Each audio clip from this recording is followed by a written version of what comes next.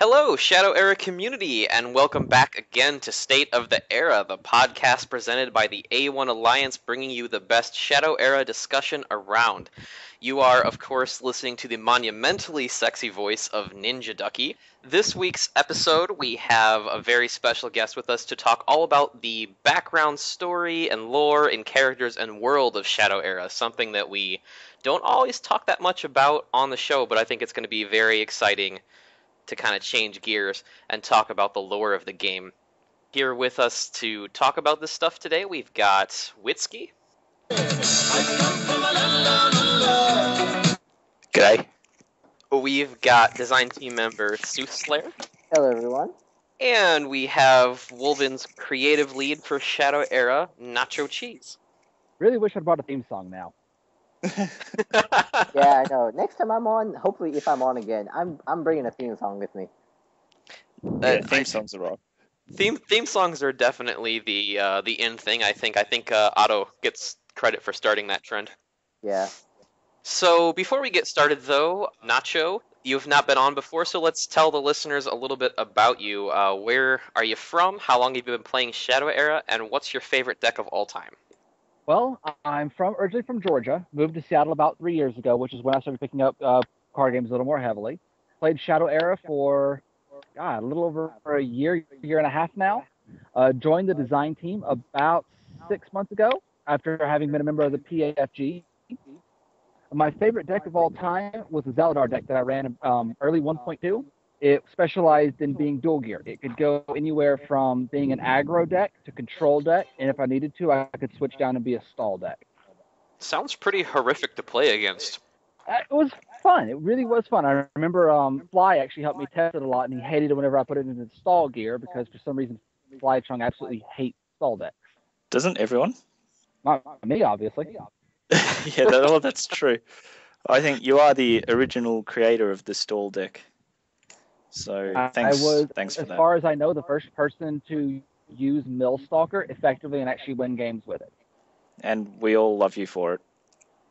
Love is an interesting word to use there. Yeah. Yeah. I'm sure, was that a member, iPone4, I think it is, who's got a Millstalker that's just, terrifying to play and annoys the life out of people? He's actually just got to the number 1 ranking with his Millstalker as of this morning. Yeah, I have played that deck, and it's special. It's annoying to play. Yeah. And I've got to give him props too. He knows that deck and every possible conceivable matchup inside and out, up and down. Like there's nothing you can bring that he hasn't seen and doesn't have a plan for.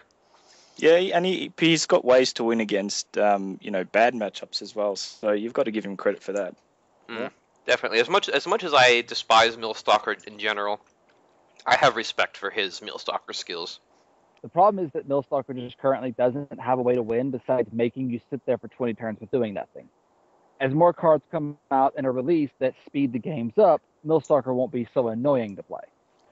That's true, and that is something we keep hearing from all you guys on the design team. Hopefully that becomes a reality sooner rather than later, because I hate playing 45-minute games against Millstalker. I'm not going to lie. I do. I hate it. Well, currently Millstalker doesn't mill, though. Millstalker stalls. So, as cards come out to allow actual milling, then it'll be, the game will be faster and, it'll be much more fun to play instead of just both people trying to hand lock because they don't want to run out of cards because the game's taking too long. Is there going to be a short story, of Millstalker, like, doing a battle and winning by just stalling, and it could be like a 500-page novel where Millstalker just, stares at his opponent and can't be found? Yes. I should do that. I should write it where just the entire story is just Millstalker sitting there looking at his opponent, and they don't actually move because of the stall. Yes. Yeah. In the Guild Wars, Dana actually wrote a story where there was a Moonstalker player who just couldn't be found, kept hiding, and it was a pretty good story, actually. I'm really enjoying reading all the Guild War stories. I'd like to read one where all it says on every page is hiding. Yeah, I mean, that's pretty much what it said. Moonstalker kept hiding and hiding, but it wasn't 500 pages. Hiding. Chapter 2, in which Millstalker hides again. Chapter 3, in which Moonstalker continues hiding and frustrates his opponent. Chapter 4, the return of Millstalker, except he's still hiding. Exactly. Chapter 5, opponent rage quits. So is that like, in a lore sense, is that your opponent just like committing suicide because they can't stand hunting this beast that cannot be found anymore until it drives them mad? Is that what happens when you play Moonstalker? Absolutely. Actually, what happens is you sit there going through the woods forever, and then you can't find them, so you just end up at a fat burger and give up. Seems reasonable. For some reason, this makes me think of the Harold and Kumar movie. On a quest to find something, If you come across a fat burger, you can either go hunting a wolf in the woods or have a peanut butter milkshake. It's really not a contest. Yeah, that's true. I don't really know what a fat burger is, but I'll agree. All right, well let's go ahead and dive in to the world of Shadow Era. Nacho, why don't you start us off by giving us a little bit of background, about Shadow Era's world as a whole. Well, as some of the stories have hinted at, and they're kind of disbanded across these forums, and some are in the blog posts, the world of Balor hasn't had a war in almost 1,000 years, or that was literally 1,000 years ago. His death actually marked the end of it. And so now you're seeing for the first time in over 1,000 years, people of Balor are actually having to man up and go to war, but this time it's not against themselves, it's against these invaders from worlds that they didn't even think existed. Previous to the beginning of Shadow Era, the world of Balor had no magic. Magic didn't exist. It's completely new. That's why you see mages limited to abilities like fireballs. They haven't learned how to get finesse with their magic yet. And so you've got these invaders from these other worlds who are just the epitome of darkness and anger, attacking the humans and trying to take everything to gain access to the shadow crystals. Interesting. That's actually, I didn't realize that thing about the magic. That's an interesting facet of the game.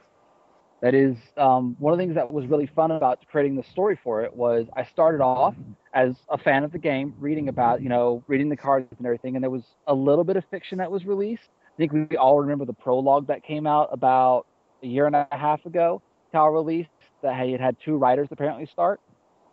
I do remember that, yeah. Yes. Then it was really hard to work with. The prologue was not well done. I don't know who those authors were, but hopefully they found a better job than writing for themselves. I just remember thinking, wow, this world's awesome. So I started writing some fan fiction myself just as writing practice. Got 30 minutes a day of writing I had to do. Might as well do some Shadow Era stuff. I was wasting enough time on the game already. And it ended up being something that Kyle and a few members of the design team alike, so they brought me in. So when I came onto the design team, there was that story, and there was a prologue that was written by Montag, I think his name was, about Lance to announce the rogue class being released. But right. That was it. There was no other backstory for the game released. Well, it turned out because Kyle had very little backstory for the game to begin with. Wasn't it? So I remember reading somewhere a backstory on Nachyochez. I don't know if it was a fan fiction or... That was actually a prologue that was supposed to be released for Shadow Era, but when Kyle released it to the fans as a, hey guys, look what's coming, it met up with so much resistance and disdain that he actually dropped the project. Oh, okay. Interesting. I did not know that. No, neither. In all fairness, that prologue was not very well written. I got started on the writing project with almost no direction on what to go with. Kyle had some things that he was like very set on this thing, like magic did not exist in the world before this. And shadow allies all come from different worlds. They're not from the same world. Other than that, everything was just, oh, well, I guess I'm starting it off from scratch.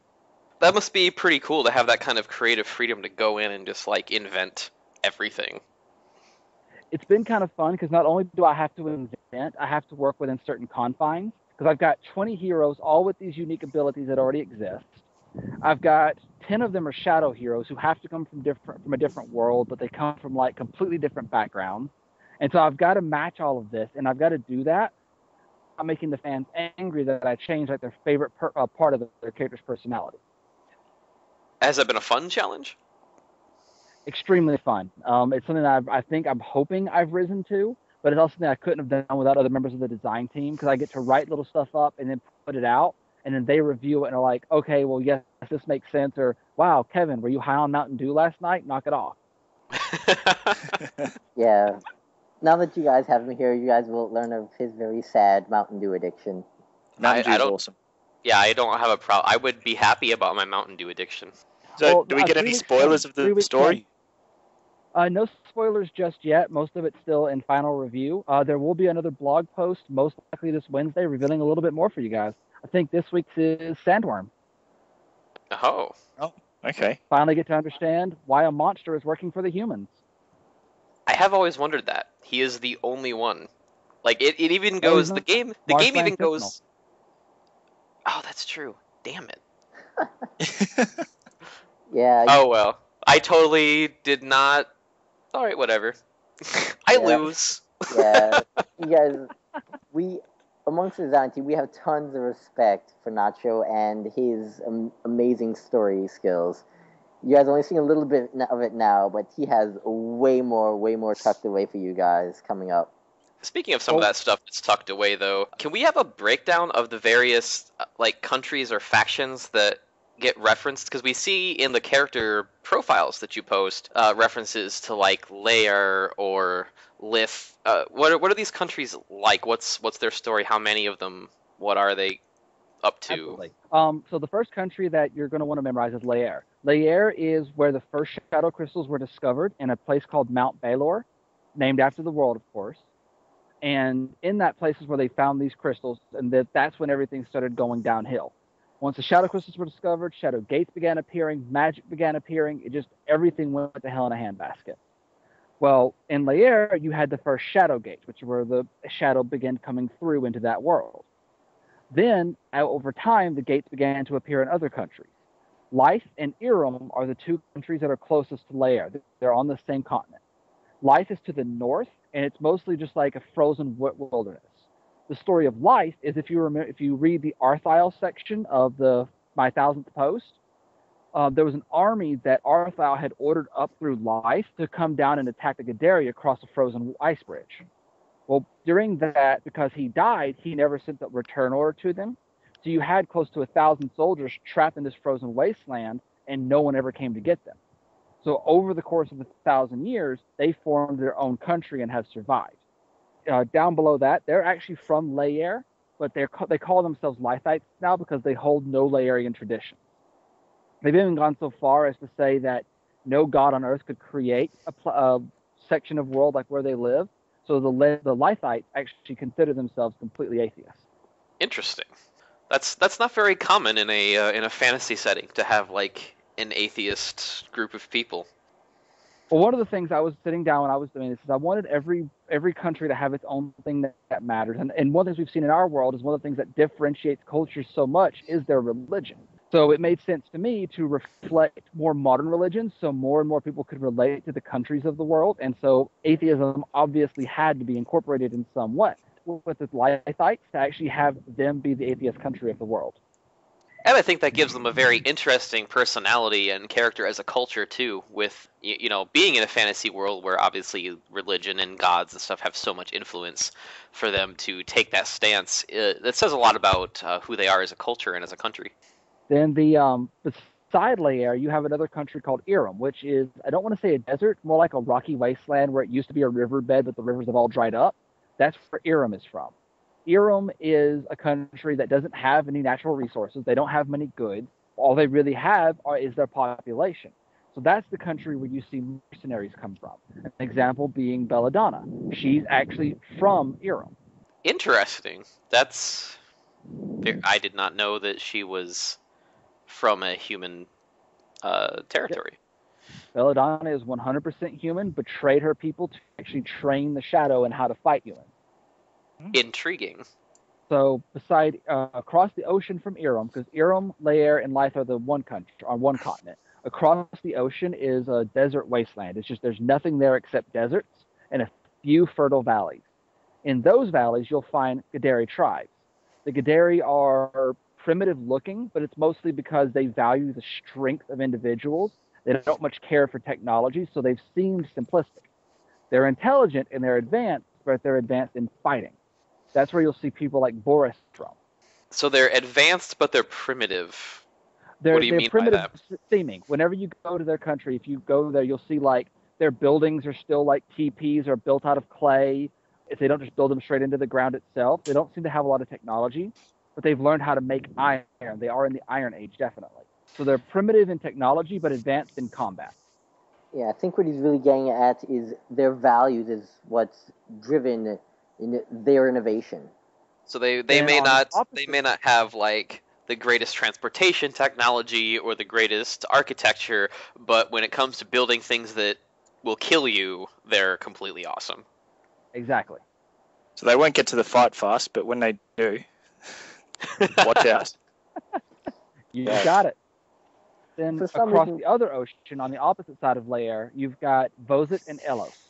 Those two countries are actually named for their respective gods. Now, what's kind of cool about those is if you go to the Vozetian country and you ask them about heaven and hell, they'll explain Vozit is the god of peace and Elos is the god of hell. If you go to Elos, they'll say Vozit is the god of hell and Elos is the god of peace. How does So that they- occur? So the two countries hate each other.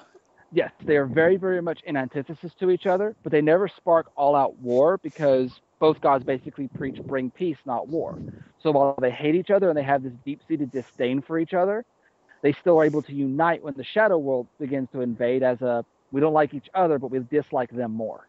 Okay, I'm curious about something you just said. So both gods preach bring peace, but each country says the other god is like the god of hell. How do you have the god of hell preaching bring peace to the world? Well, that's exactly That's the curious. thing. Is if you look at religions, a lot of them do get mistranslations mixed up. It's not unfeasible that you had two different tribes reading the same book, translate the books incorrectly, and now they both think the other one is wrong. You actually could see that in a lot definitely of see modern religions Yeah, no. where you have like, just an example, Muslim and Christianity. It's actually a division of a translation of a text that causes the biggest division between their two faiths. Basically, one side believes that the first son was the prophet. The second side believes the second son was the prophet. Yeah, that makes sense. I'm not going to touch any actual religions with any comments whatsoever.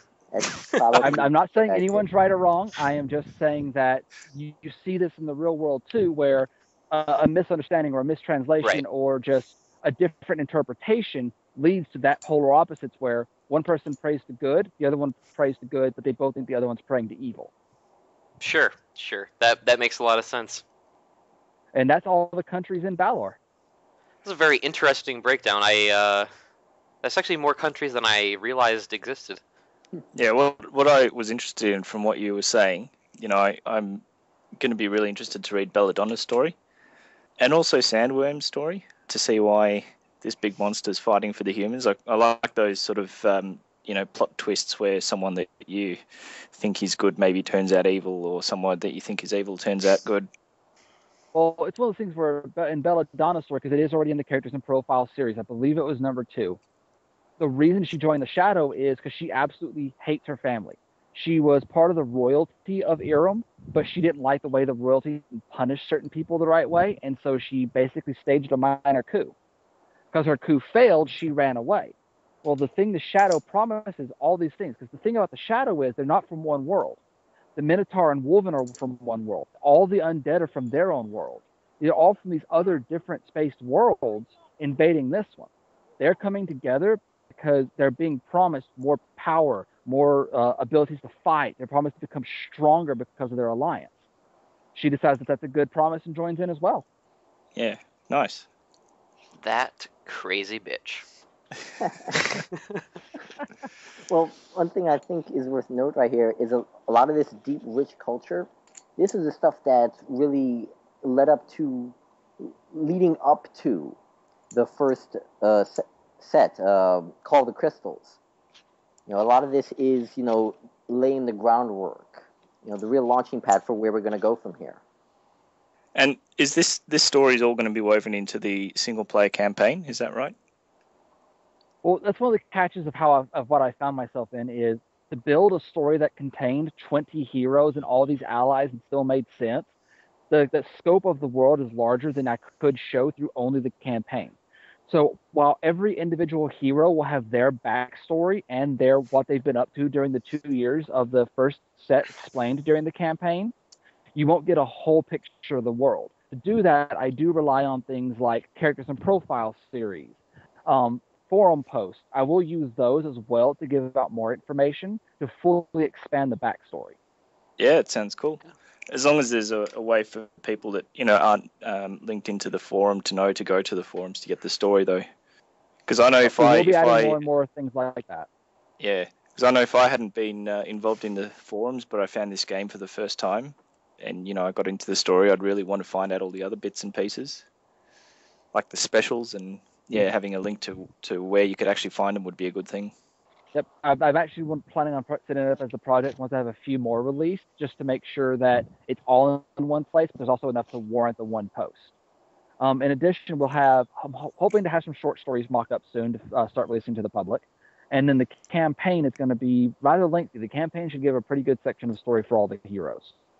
So that's one thing I want to emphasize about the campaign. When we're designing the campaign, it's not being designed as one story where all 20 heroes take a part. It's actually 20 completely separate stories.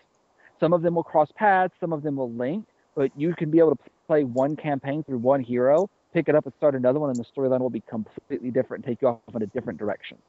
Yeah, that's cool. I like the sound of that.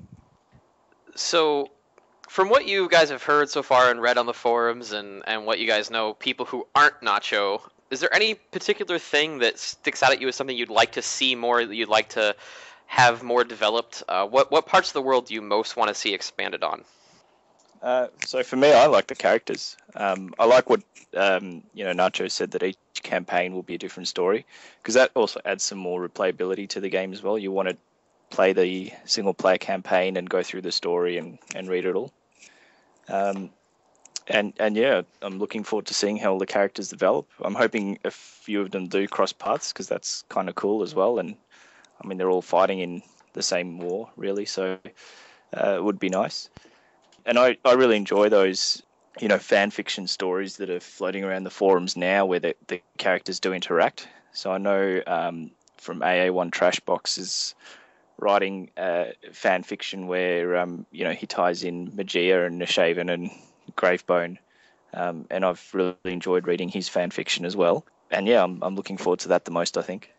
I know the thing that I've loved going through with Nacho the most personally is I've loved going through the individual profiles of the heroes, and what's led them to get involved in the fight, and what's led their styles of how they fight.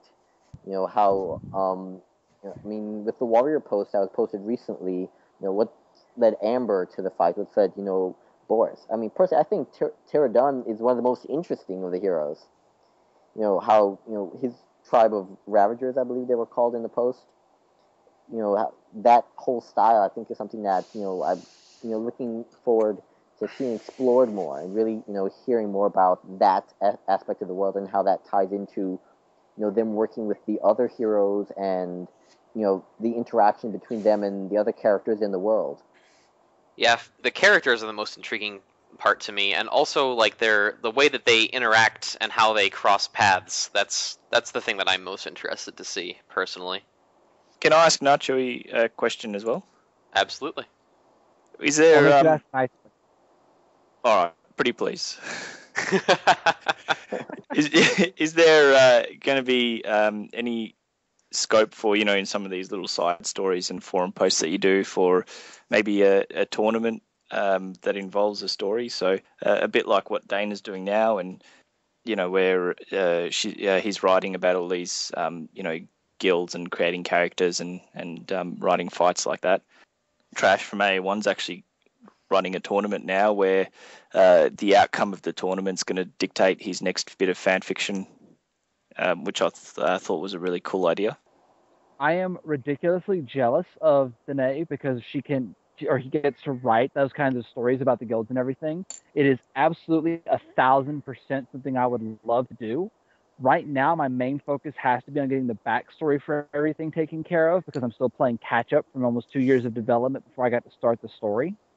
But absolutely, if I got everything caught up to the point where I could do something like kill off a hero that died in the tournament a specific way, or have a hero gain a new ability because of something that happened in the tournament, I'm absolutely all for doing that. It's just going to be a little bit of time before I could get it off the ground.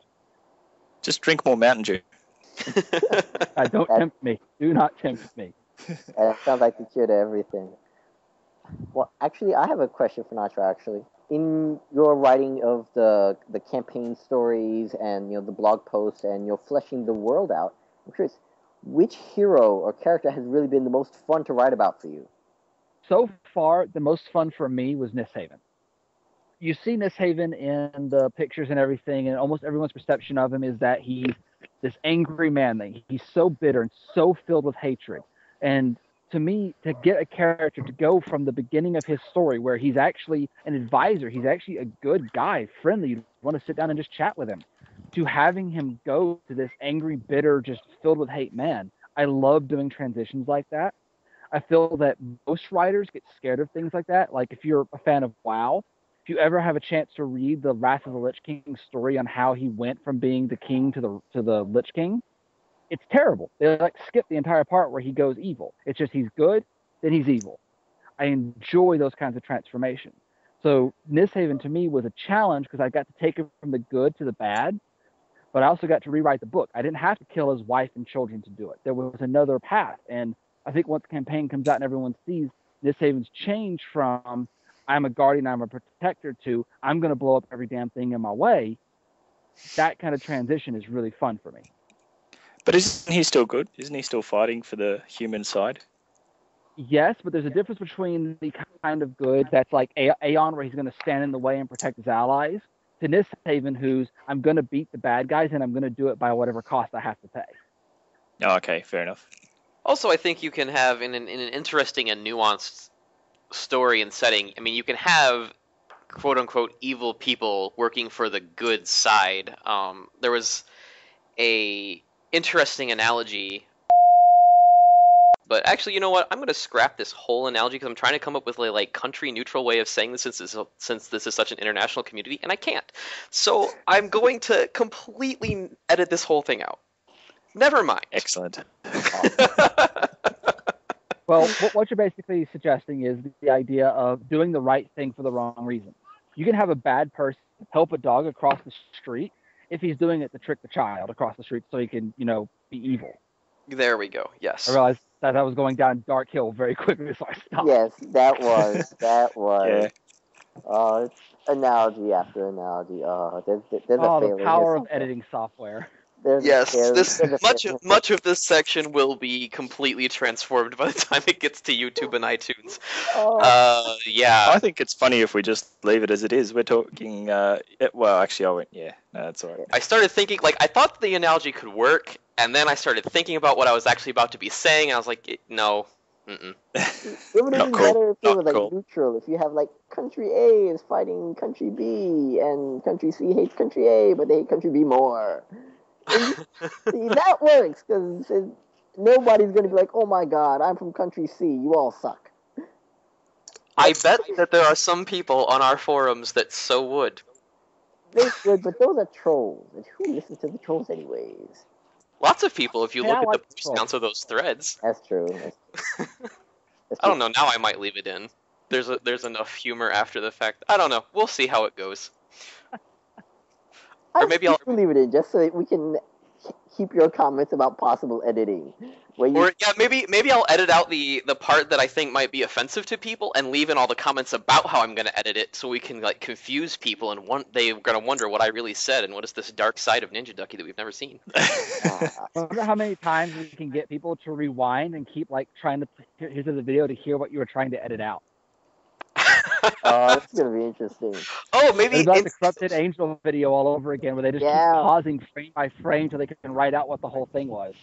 Yeah. No, I've got it. I will, instead of editing it and deleting it, I will take little bits and pieces of it and distribute it throughout the entire audio file. And now we can use NinjaDucky as an example. So NinjaDucky is doing something good, but for all the wrong reasons.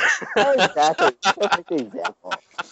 He's really trying to muck with everyone's minds, but you think he's doing a nice episode of Soat.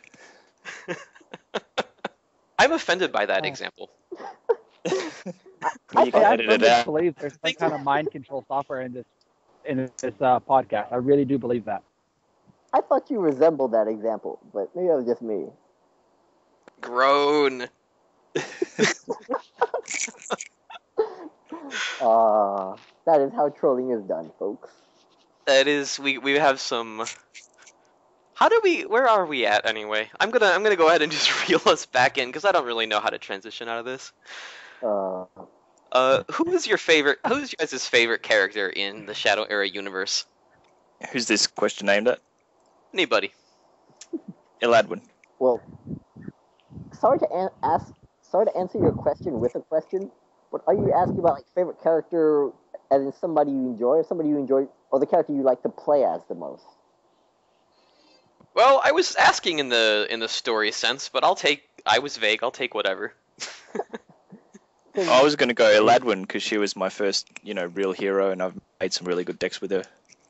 Was she like your first love in that sense? No, there's no love in there. I mean, she's got a kick-ass ability. She looks pretty badass in the card art, and I made some good decks with her, so why not? Well, I don't know. I mean, for me, we all know I'm synonymous with the priest class. So I really can't refute that.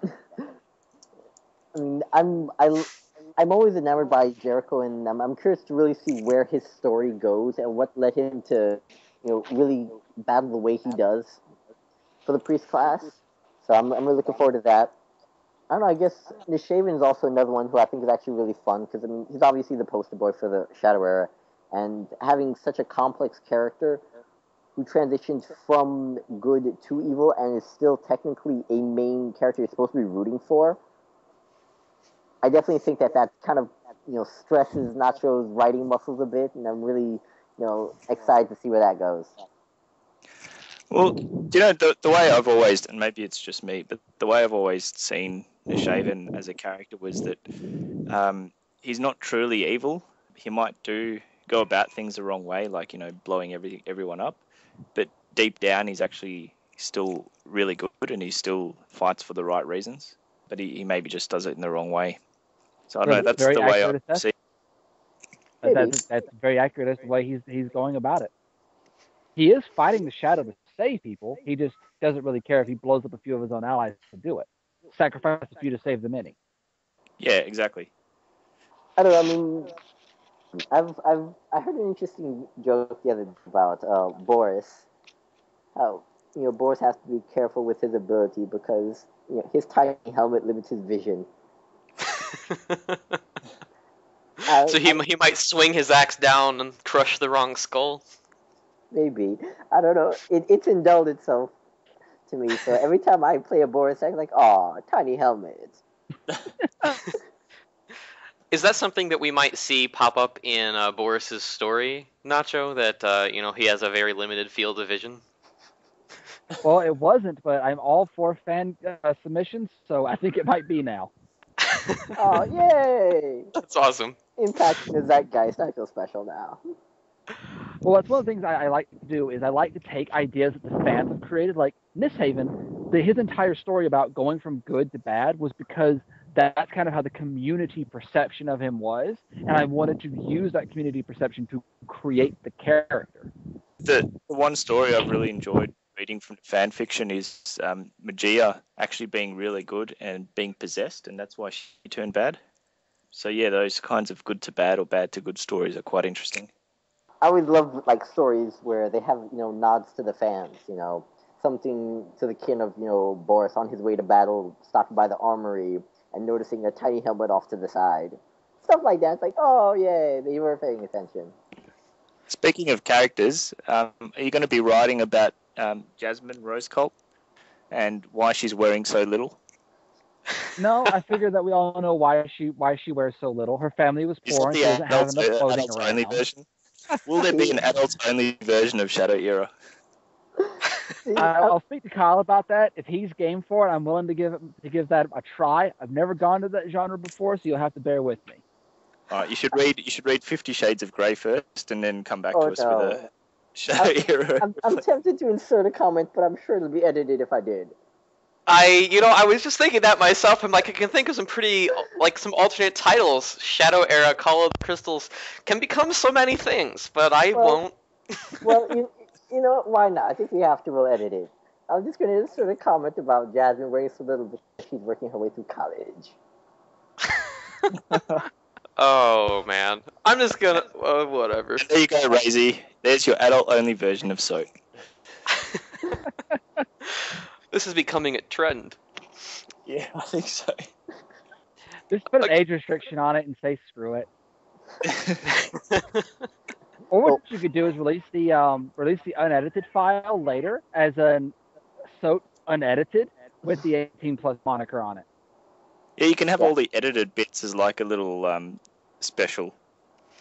Like we could have the special edition director's cut in which I don't edit anything.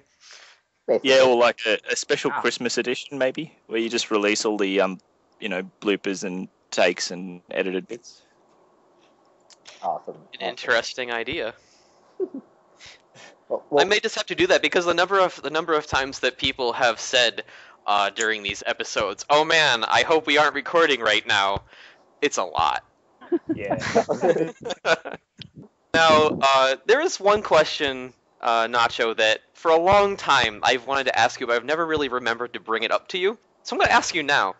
In the character profile for Christopher Wilde, I really couldn't help but noticing that you mentioned that he studied under some really elite masters in life, and he's dedicated his entire life to the pursuit of the perfection of combat. The thing is, he's a 1/1, so he basically sucks at fighting as much as it is humanly possible to suck at fighting. The only way he could suck worse is if he had 0 attack and was not able to engage in combat. So Stop and really think about that for a second.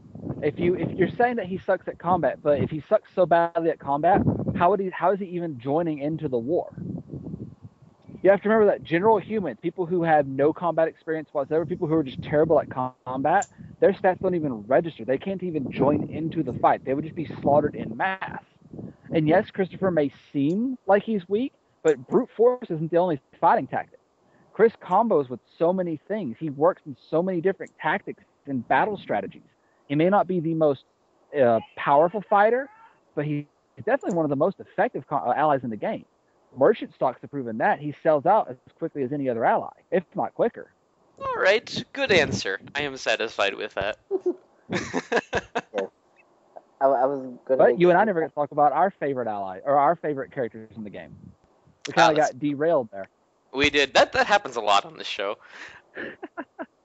Personally, my favorite character is Magia, only because not a whole lot has been released about her in terms of lore, like official lore, and she's always been my favorite character to play as, so I'm really interested to know more about who she is and what she's all about and where she comes from. She seems like a very interesting character, and it might be interesting to see if her powers change in the middle of her story from being really good to being moderately good, just like they did in the game. According to the story, none of the nerfs ever happened. Every character is at the beginning of the story, essentially their powers and such, who they are now, because we have to kind of pretend like certain eras of Shadow Era didn't happen to us. Fair enough. Otherwise, Actually, I have to devote 3 chapters to like 3 heroes, and that's it for like 6 chapters. That's true. All right. I was just looking through all the card art now, just to see if there's any other cards I wanted to ask Nacho about. Can I ask how you're going to write into the storyline how Lone Wolf is playing on an iPad? Oh. There are certain things that Kyle has thrown out to the community through the cards, like Lone Wolf and Bad Santa, that I feel we all know the community cards. They're all there so everyone can get a giggle. I think it's just absolutely amazing to leave it at that.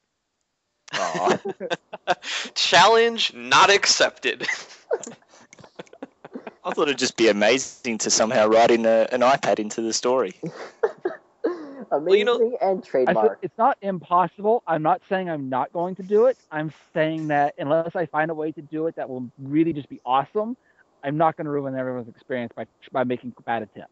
Well, see, all the Shadow Realms are different worlds, right? And they're all just converging on the world of Baelor. And the werewolves, actually, the Wulven, they come from our world, is the thing. You know, so they just brought tablets and automobiles and machine guns and whatever with them. They just don't tend to use them very often because they have a sense of honor. The Shadow Gates actually open up to the darkest, most sinister places of all. So obviously one of the shadow gates opened up to Steve Jobs' house, and a Wulven just went through it. Oh, Android fanboyism for the win. Yes, I think that comment right there might. No. It's not Android fanboyism. It's anger at a man who said he was going to take away my adult materials. That's what that was. Oh, And we're back to the adults only version. I fully expect that one little comment about Steve Jobs may actually spawn more comments than all previous episodes of State of the Era combined, because fanboyism. Hey, the more popular this episode is, the more often I get to come back, so it's all good with me. I see. It's all part of your marketing strategy. Hey, all I'm saying is I'm working for the company now. Fair enough. Nacho wears many hats, folks. He wears many hats. So to steal back the topic of favorite characters in the game, mine is probably hands down Terradune. Why is that? Terradune presented me with one of the largest problems when I was creating backstory for everything. Because, like I said, I had to categorize allies, heroes, figure out what countries they came from, what worlds they came from. And I don't know if you've ever looked at the Terradune art. He does not look a damn thing like anything else in that game. Yeah, I have noticed that. Like this sore thumb. And I'm like, I have absolutely nothing I can latch to you, Terradune. What can I do with you? And so, like, he was just sitting on this back burner panel of, I have no clue where you come from, no clue what you are, or why you do what you do. You're just going to sit in that corner till I'm done with you. And then in a meeting, Trevor Majumbo actually made a comment about something he wanted to be added to the game later. And I sat here thinking about how to make it more Shadow Era feeling. And in doing so, I realized that what he was trying to add was very similar to Terradune. And his backstory was created as a preemptive to something we're trying to add later down the line. So his entire race, religion, world, they were all created as foundation for storyline that should begin appearing in about 2 years. Very interesting. I hope that Terradune has a brother named Entaro at some point. Just throwing that out there. So did you say Hamtaro? Entaro. Okay. So his name can be Entaro Adune. I like it. A little bit of StarCraft humor for anyone who may have missed that reference. Well, like I've said, I love fan throw out, so that's possible to get slipped in now. That would be amazing. On my list. If that shows up in the lore at any point, I guarantee you will be back on State of the Era in the future. NinjaDucky's not above bribes. You heard it here, folks. I find that people I like the most are never above bribes. What does that say about you as a person, do you think? That I accept muffins and Mountain Dew as a form of payment. Muffins in addition to Mountain Dew. Yeah, baked goods are my major weakness. Mountain Dew is my addiction. Baked goods are my weakness. Good to know. Very good to know. Let us hope Kyle is listening. That might make his job easier.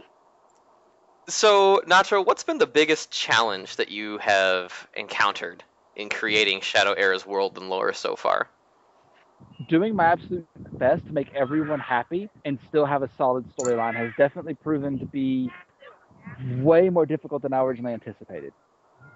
Because I've written stories before, and I've actually written a few of my own novels. Haven't got anything published yet, but I've worked on them. And it's really easy for me to create a story that I like. But creating one that's going to satisfy people who've already been playing with these cards. They're not introducing Misthaven. I'm not introducing Terradune. People play these characters. They know these characters. They've been with these characters for 2-3 years now. So to go through and say, well, everything you thought about the character is now completely wrong. This is how we're going with it. Deal with it. I don't want to alienate anybody. So to take everyone's opinions and ideas and focus them all and mold them into this world has definitely proven to be just, well, let's just say there's a reason I haven't been on the forums as much in the past few months. Is it because you're avoiding people's opinions of their characters? It's because I'm too busy collecting their opinions and writing the story for them. I'm actually on the forums 4 to 5 times a day, reading through posts, reading all the fan fictions, reading everyone's comments about cards, and then taking it and going back to my story and being like, that's actually a really good idea, or, I can adjust this to make that person happy.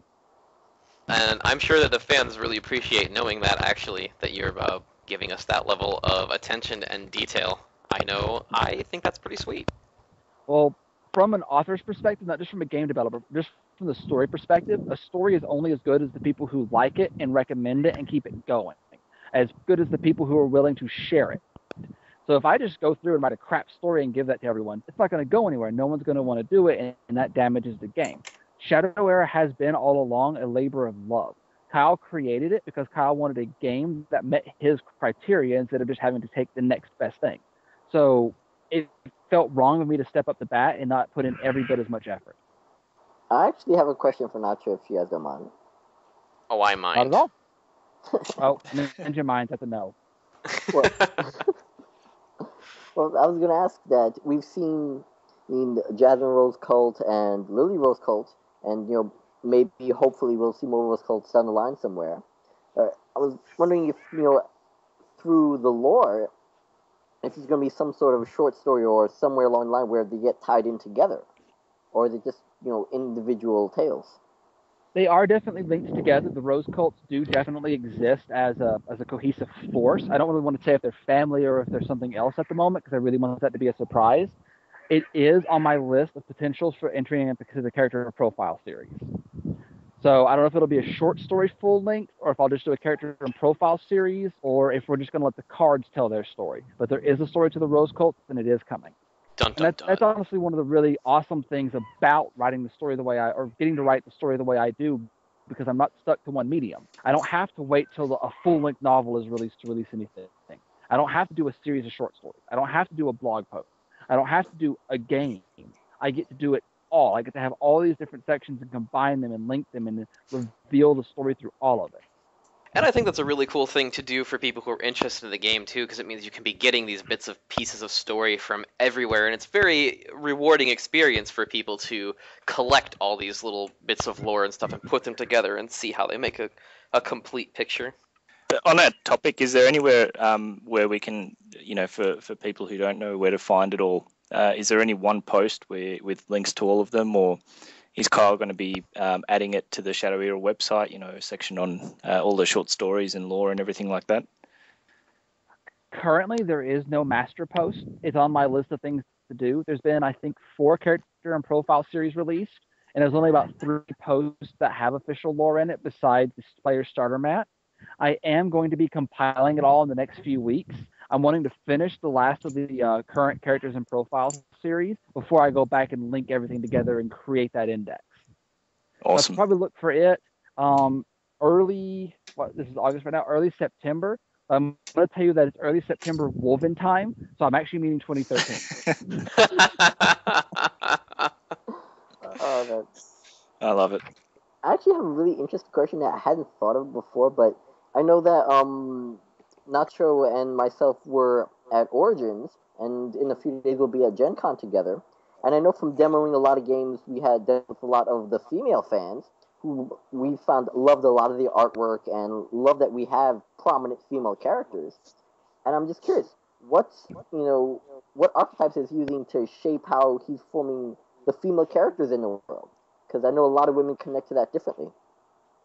Well, one of the things I'm doing to help strengthen the idea of a strong female character is I'm not treating them like female characters. I'm treating them like characters who have these strengths and weaknesses and happen to carry an extra chromosome different than guys. That's the only difference between a female character and a male character. They're every bit as strong, independent, willed, and I just don't differentiate. If they're female, they're female. If they're male, they're male. That to create that closer synergy between the two.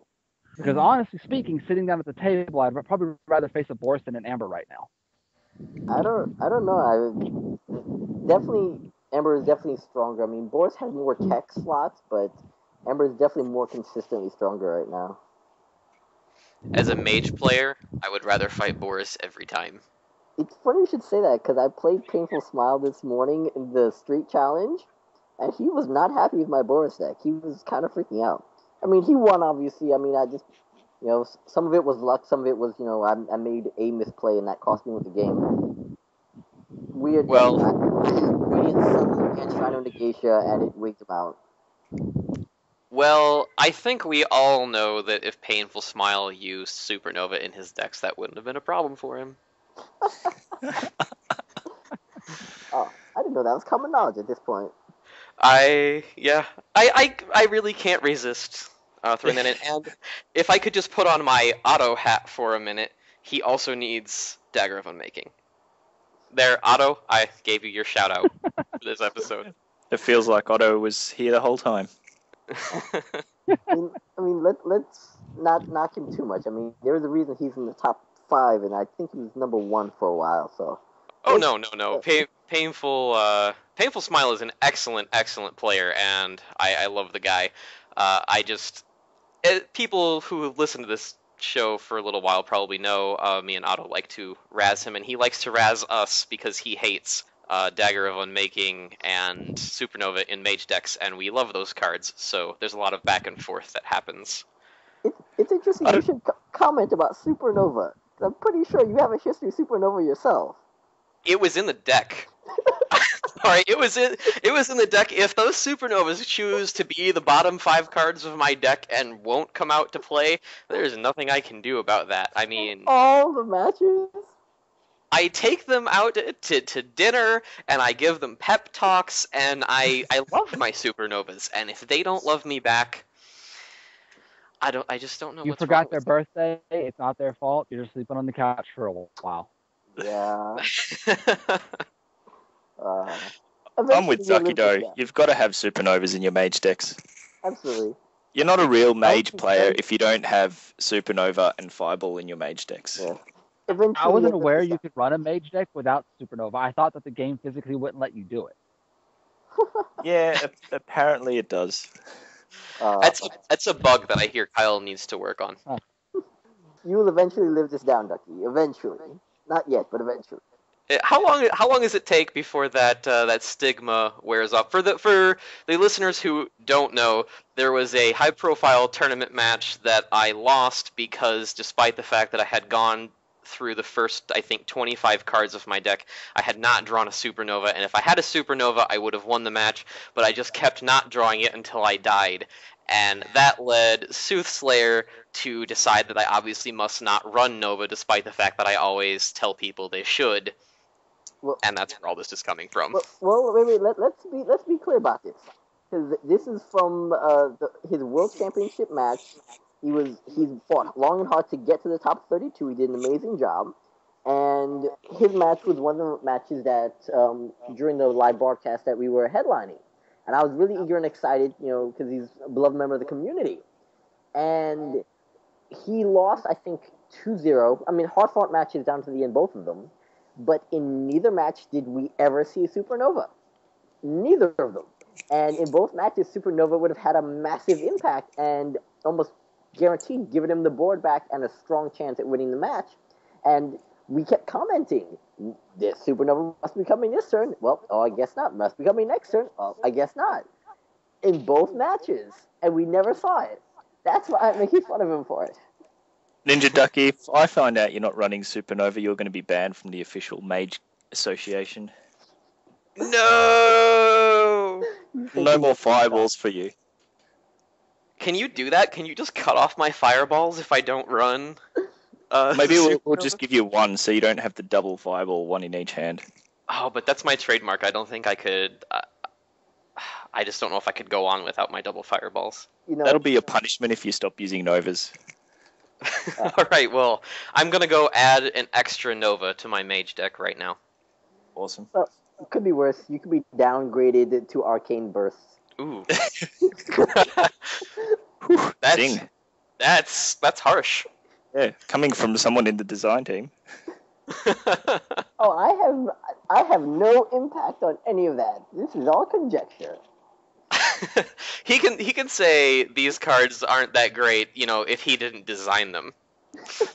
Fair enough. Arcane Burst is not bad, but it's not his trademark. Yeah, I have some design team hat here. Arcane Burst can be good. It just needs more cards to interact with it. Did you just call that design team anger? Hat. Had to put on my design team hat. Arcane okay. Burst can be good. Fair enough. Fair enough. All you need is for your opponents to play a bunch of crappy cards that they would never normally use, and then it's good. Anyway, let's go ahead and switch over to listener questions because, yes, it is time. I should wear my design team hat much more often. I should.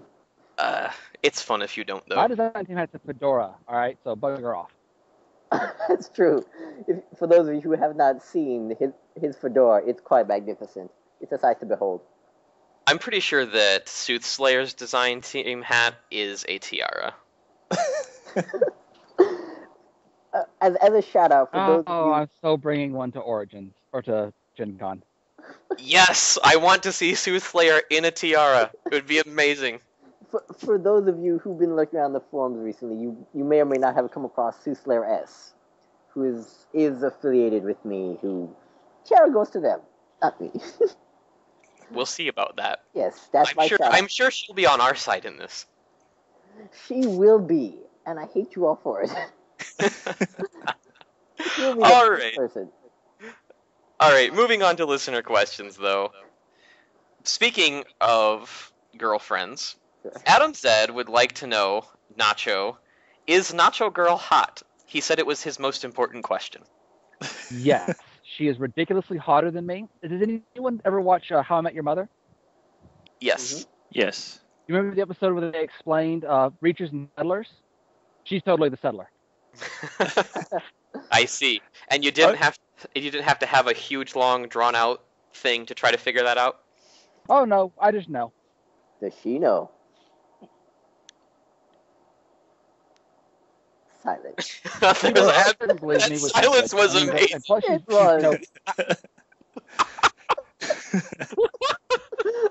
was. Silence was Nacho texting his girlfriend asking her if she knows that she's a settler, and her texting him back saying, "What are you talking about?" She knows now. You know, why is this question being asked? Isn't there plenty of photos of Nacho Girl on the forums? My favorite is the one of her petting a raccoon. Yeah, I saw that one. My personal favorite is the one where G asked for a picture of her bear rack, and she sent a picture of a bear and a rack. I commend her for that. That's pretty solid trolling right there. I have much respect for that picture. It was pretty clever. Well, I'm not sure, but I'm relatively sure that I'm the largest troll on the design team, so it only makes sense that my significant other would at least be able to best me. Probably. Okay, asking Adam Zed's more serious question now, though. He's curious if there will ever be a pictorial map of the world and the different key countries that might break down the geography a little bit more, besides maybe just like something more than just the world map on the main menu of Shadow Era. So currently the world map on the main menu of Shadow Era is looking at being changed to better match the grander scale of the world we're looking at. That will hopefully be released alongside the campaign mode. There is a chance the map will come soon. Currently my MS Paint skills suck, and so the map looks absolutely terrible. It looks like a 3-year-old drew it. I can confirm that. He has sent me drawings of stick figures and circles. I can confirm this. So it's the XKCD version of the Shadow Era world? Well, I made one that I drew with a pen, and then I scanned it to myself, and then used MS Paint to paint in the colors so everyone on the design team could see where I was talking about. There is one coming, but I'm not going to make a time frame on it until it gets closer to release. Gotcha. Okay. Insert Wulven timeline here. Yes, I should wear my Wulven. design hat. Well, I really should. That's probably a bad idea. I should wear my design hat. All right. Another listener question here. Dire Wulven would like to know. I'll just read his question straight up. I'm curious about the lore behind ill-gotten gains. I once wrote a fan fiction about IGG being a powerful, impossible, shady trading institution. Has there been any development on IGG's lore? Go. I haven't put any thought behind, I haven't put any significant thought behind the actual individual items and abilities of the game. Most of them are, and the first set especially, are just there to fix mechanical needs. That said, I am, like I've said earlier in the interview, I'm completely fine with going through and finding things that the fans want and adding them into the world. So if people would like to hear more about specific items and things and what they interact with, I'm 100% cool with seeing if maybe it is a shady institution. Maybe it's a specific location that only rogues talk about with each other, that they share this information. Or the name of a really cool bar, and that happens to be where it's all going down. Something about Ill-Gotten Gains just reminds me of the Thieves Guild in Elder Scrolls. That's, yeah. So every time you play Ill-Gotten Gains, is it like you're joining an illicit brotherhood of scandalous thievery? Only if you use the word illicit every time you play it. I will now. Every time I play Ill-Gotten Gains, I'm just going to say illicit in the chat, and I'll see what happens. There you go. Another listener It's question. It's a physical game too, though. Okay.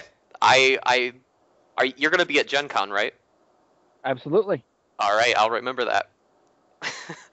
I hope I remember that now. Oh, you're going to, believe me. Because if I don't remember, you will? If you don't remember, I'm just going to have something horrible happen to you and then just whisper in your ear, illicit. And you'll know. Yeah, I think there's the part where, as it happens, I hand him an arcane burst. Oh my god. I'm already seeing some kind of weird conspiracy taking place against me. Anyway, another listener question. Trashbox wants to know, Nacho, what drew you to writing fiction? I think it was around 6th grade. They were first teaching us about poetry and such, and I suck at drawing. Like I said before, art is not my forte. So all the other kids in my class were having fun with the watercolors and painting, and they just fell in love with how you created through that. And I sucked at it. It was absolutely terrible. Then I discovered that I could do the same thing they were doing by using words. If I used words and combined them in specific ways and said the same thing but with different words, I could paint a picture in your mind without ever actually having to touch a jar of paint. And that concept just seemed so amazing to me. It just blew me away that from that day forward, I always attempted to hone my craft and become a writer. Interesting. So it started from a very early age for you. Yes, it's something that my mom actually got me a computer when I was in like 7th grade just so I could write on it because I needed something besides my typewriter at my house that I was running through ribbons like once a week with. Nice. That's dedication. It's not so much dedication as it is just kind of like an itch that you can never scratch. It's not so much that I like, oh, I need to write because I want to and I want this. It's more of a, if I don't start writing, my head may actually explode from ideas. Would we be able to see, like, if I prevent you from writing while you're at Gen Con, will I get to see your head kind of, like, bulge and tremor with the ideas trying to burst out? Well, I'm pretty sure that would work. You have to remember that the brain may come pus at that point. So if you're okay with having a giant pimple squirted all over you, we're good. But will that distract you when I try to play you in any tournaments in Gen Con, having that giant bulging thought pimple in your brain? It possibly will, and considering I am the current physical world champion, that distraction may actually give you the edge. Soothslyr, I'm going to need to work with you here. We need to prevent him from writing while he's at Gen Con so that I can use his brain pimple to my advantage. All I can say is, this is the part where we make sure he keeps his fedora on. I don't know. I think a thought pimple might be an interesting thing to see. I've never seen one before. I'm sure it'll distract you. I'm going to try and grow a thought pimple. That's just amazing. Oh, the title of the episode is Thought Pimple. Good job. Good job, everyone. Good job. So, speaking of thought pimples, Who is Savage wants to know if Nacho is planning on releasing a Shadow Era TV series for kids. Currently, no. I am working on a YouTube series for Minecraft with some friends.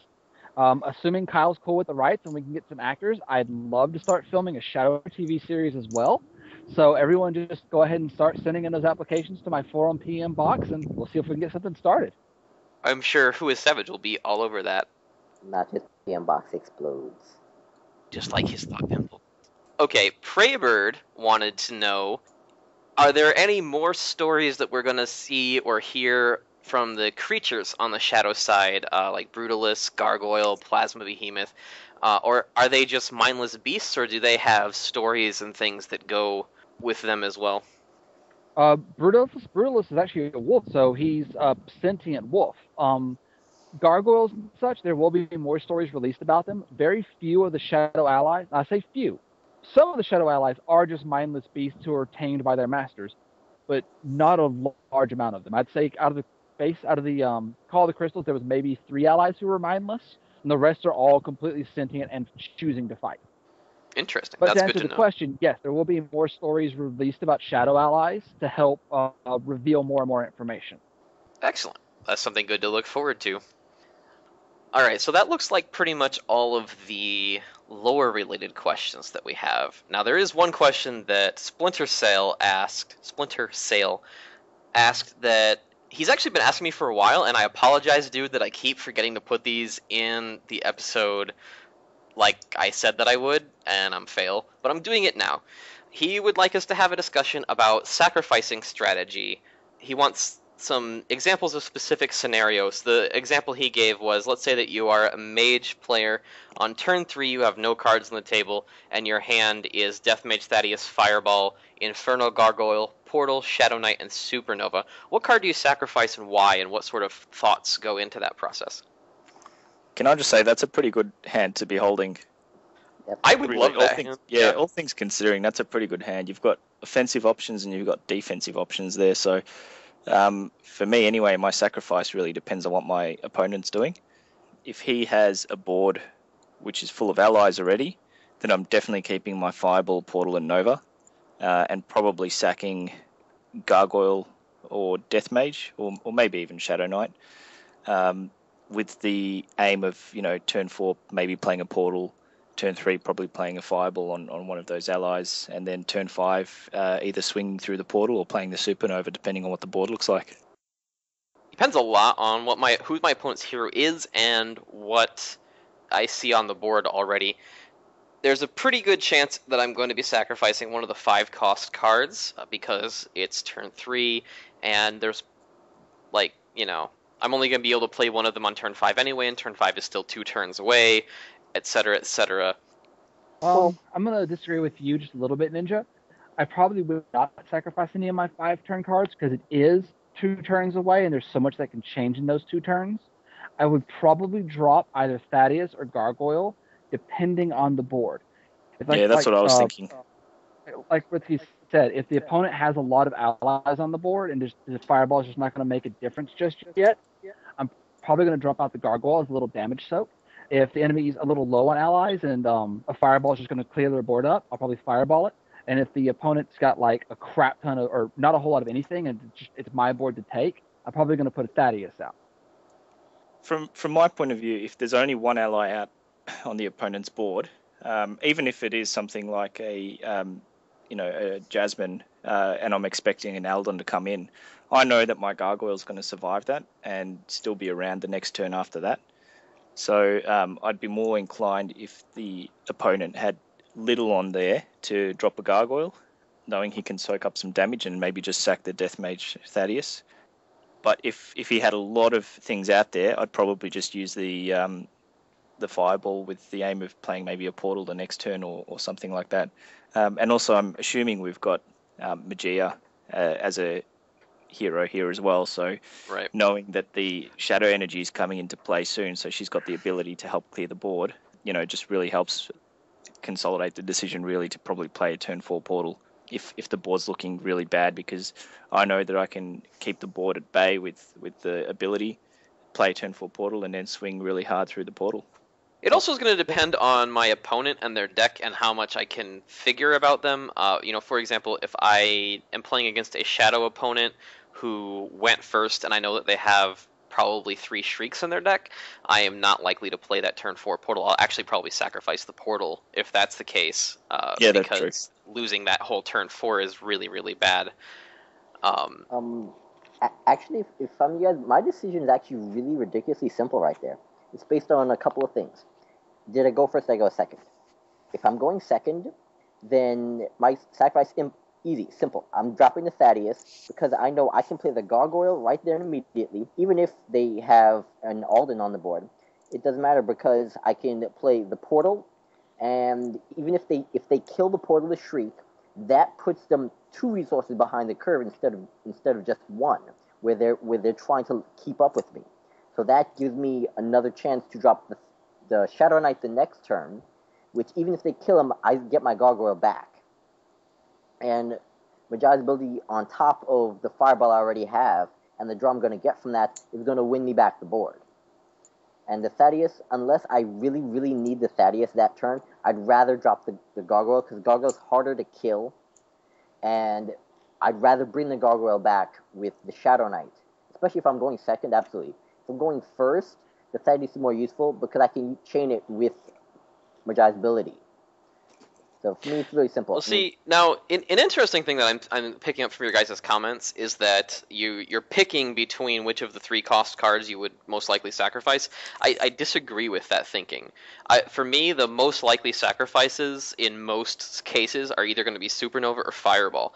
And the reason, it's going to be Supernova unless I'm already if I'm already falling so far behind, especially if I'm assuming that this mage will be Magia, because otherwise some of these choices don't make sense. But if I'm playing Magia, and whether I've gone first or second, I'd have to be in a lot of trouble to specifically save Supernova for turn 5, because turn 5 Supernova is a very suboptimal play. You only do that if you have no other choice, because you're going to clear the board, you're going to deal a whole bunch of damage to both of you, but then your opponent gets first play at repopulating the board, so you're putting yourself at a huge disadvantage. It's only worth it if you were already going to take 5 damage that turn anyway, and you're just going to clear the board while you're at it. Or if you've still got Shadow Energy left. Because then you can play your Supernova, keep your Death Mage, and probably do quite well on turn 6 anyway. Right, true. But now, when looking at this hand that we have, the ideal play, I suppose, assuming that none of the stuff I'm about to do is going to get super disrupted, would be to drop either the Death Mage or the Infernal Gargoyle, depending on your situation, keeping the other one in your hand. Turn 4, you drop Portal. Probably, especially if you drop the Death Mage Thaddeus, your ally will get killed. Turn 5, Shadow Knight comes down, resurrects the dead ally, and then on turn 6, you have 2 3-cost allies through the portal. You don't want to sacrifice the Death Mage Thaddeus or the Infernal Gargoyle, because then you're running the risk that you won't draw another 3-cost ally in time. But I think to make that play. Yeah, no, that's a fair play. But I think keeping the Shadow Knight gives you basically an extra 3-cost ally.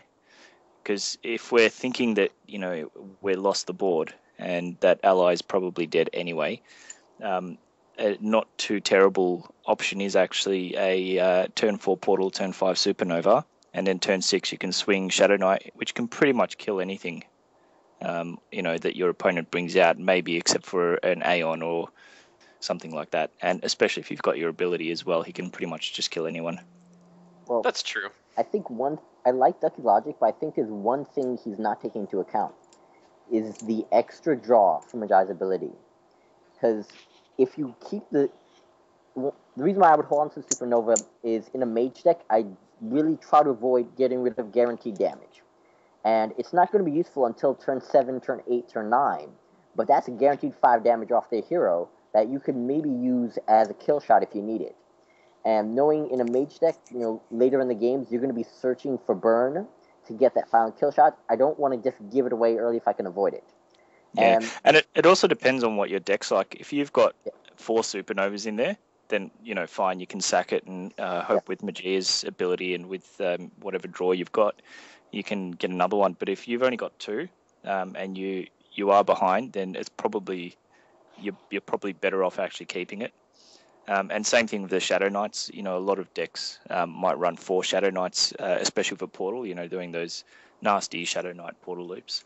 And you might want to have 2 so that you can do those loops and not want to sack him. Well, not just that, but I'm okay in that deck, in that situation, I'm okay with getting rid of one of my 3 drops, because all I need is one of my next 3 cards to be an ally, any ally, and I'll be fine. Because I don't need to drop the double 3 CC allies on turn 6 through the portal, because assuming you have Mejai's ability, that's going to get you a draw. You're already going to get the draw from your turn 4, and on your turn 5, when it's going to matter, you're going to get that draw as well. So that's 3 cards, and you need just one of them to be an ally. And Magi decks are ally heavy anyways, so your chance of getting one is pretty high. And that's assuming you don't have Tome of Knowledge on the field already. Like I said, you have no cards on the And- table in his scenario. Again, I mean, But I pretty much agree with Sooth. And kind of going back to what Sid was saying, you still have the Fireball. So if you pitch off the Thaddeus or the Gargoyle, and you still got Fireball in your hand, that turn 6, whenever you recurse the dead ally with Shadow Knight and go through, having a Gargoyle, Shadow Knight, and a Fireball in hand can clear a board just as well as a Supernova. So I'd rather have the one ally and the one Fireball and still have all of my options, whereas keeping both the allies and pitching the Supernova takes away an option.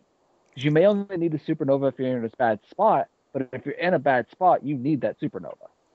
Well, Yeah. as I specifically said when I offered my strategy, I would keep the Supernova if I was seriously behind, but assuming that I wasn't, it would be the card that I'd pitch because I would never play it unless I was so far behind.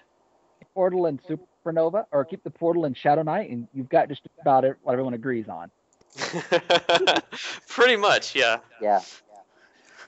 Yeah, I mean, it's pretty easy if you're ahead. Even if the opponent has no board and you're up, you just drop the Gargoyle. And then you've got a pretty nasty turn, turn 3 Gargoyle, turn 4 Portal, turn 5 Shadow Knight. You're pretty much set, so you can quite easily sack your Death Mage there if there's nothing on your opponent's board. Even if there's one ally on your opponent's board, I'd probably still be doing the same thing. Gargoyle, Portal, Shadow Knight. And it's only if you're really behind that I'd start looking at using Fireball and Supernovas. Well, I mean, the Fireball and the Supernova, that's a guaranteed 9 damage right there. That's no less than a third of most heroes' life right there, and you're holding it in your hand at the start of the game. So I'd rather not break that up immediately if I can avoid it. Yeah, that's what I'm saying. Yeah, knowing that you're going to, especially with Portal, you're going to get some damage on the hero. And one thing that we have to make sure you take into account is that Nova is essential if you're playing a human who's going to have an Aeon. You're going to need that Nova. Or a Sandworm. Yeah. Because that Sandworm's not going to be easy to get rid of, and that Nova's going to help you out a ton. I actually disagree with that. I would not save Nova for Sandworms. Sandworms are for ignoring. You play clinging webs on them, or else you just don't pay attention to them. Getting rid of a Sandworm is so much damage. If we're talking about a Portal Mage deck, I can kill the hero so much faster. That if I spend the time to kill the Sandworm, I'm going to be spending 7 to 10 damage worth of hero damage to kill that Sandworm. It's just not worth it. Agreed. Well, you could just drop double Nova. There's your problem solved. If I can drop double Nova and not worry about it, I think I had lots of options to win that game. I definitely think that, especially for mages, sacrificing burn is something you only do if you are in a really, really strong spot already. And I wouldn't sacrifice that Nova until the earliest, turn 7, when I know I have lots of allies on the board and I have more allies. I have enough allies to do more damage than that Nova would, and provide at the same time. It's actually an interesting thing comparing your perspective and mine, Sooth, because what you're saying is sacrifice the allies because you know you're going to get more and burn is guaranteed damage.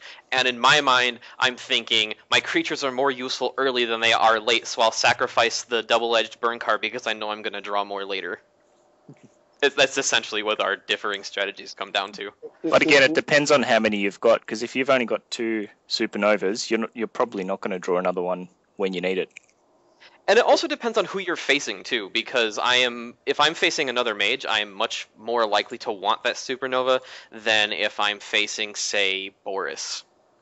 If I know that I'm facing a 30 health hero who could potentially drop Rampage and heal 8 health before I can get rid of it, or if I can't get rid of it, or if he could just gain 10 health from Enrage and I may not be playing Severed Ties, the likelihood of me wanting to play Supernova anytime before turn 10 is not very high. I'd have to be forced into it.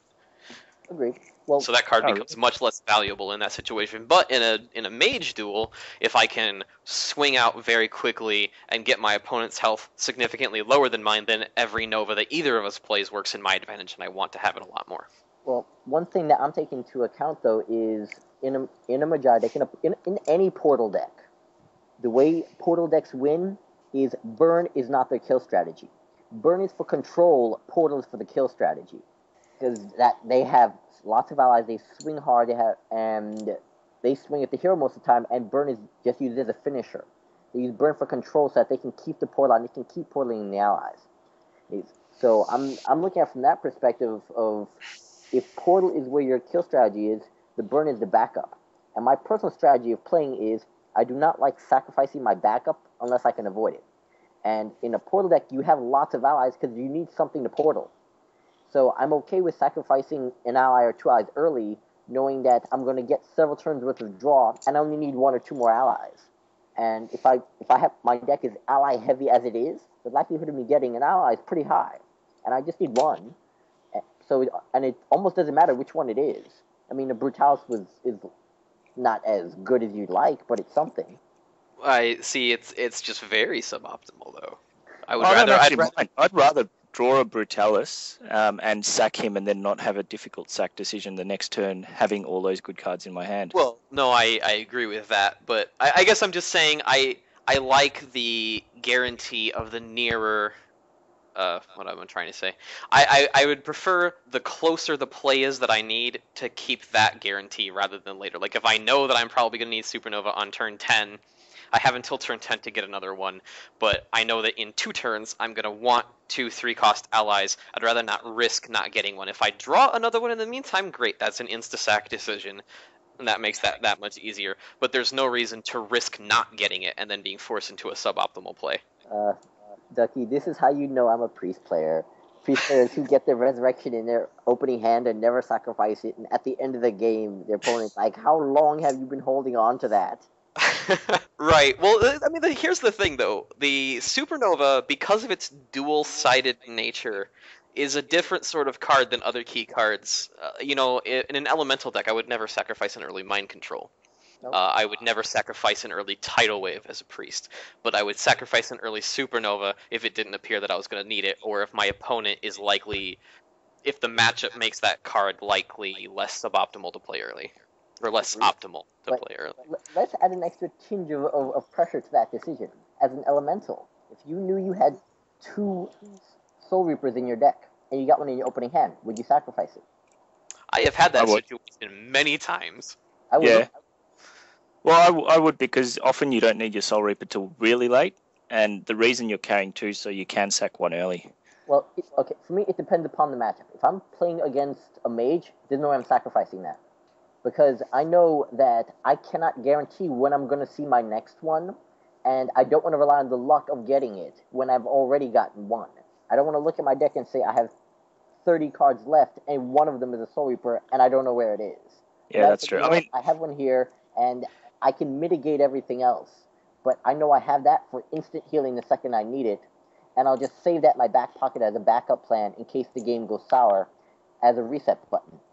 Can I just say, I know this might be a little bit nitpicky of me, but if you have 30 cards left in your deck, that means it's turn 3 and you went second, and if you're almost dead, we have problems, because Soul Reaper isn't going to save you because you probably have 1 ally in your graveyard.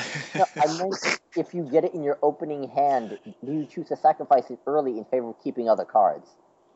Yeah, actually... These questions are actually too hard to answer, because it's so dependent on who you're playing and what type of deck they're playing and what they've got on their board, that, even in Splinter Cell's decision, example, in some cases I might sack Portal, in some cases I might sack Nova, in some cases I might sack one of those 3 CC allies. I'm pretty much never sacking the Fireball, I think. Yeah. But it's just too hard to answer, really. Yeah. There's too many variables. This might actually be something we could dedicate an entire episode to. Sacrificing is very complex. It's very complex and one of the hardest skills in Shadow Era that there is. Yeah. But yeah. So, thing is though, we have gone a little bit over time. So I'm going to go ahead and say we're out of time for this episode. It's been a great episode, and I'd love to keep going, but I don't think we want to end up with a 5-hour State of the Era episode. So let's go ahead and bring this back on to the Shadow Era forums in the discussion thread. talk about your favorite character or your favorite faction that you've heard about in the Shadow Era lore. What would you like to see expanded on more, and what can you not get enough of? And Let what us know. suggestions do you have for Nacho?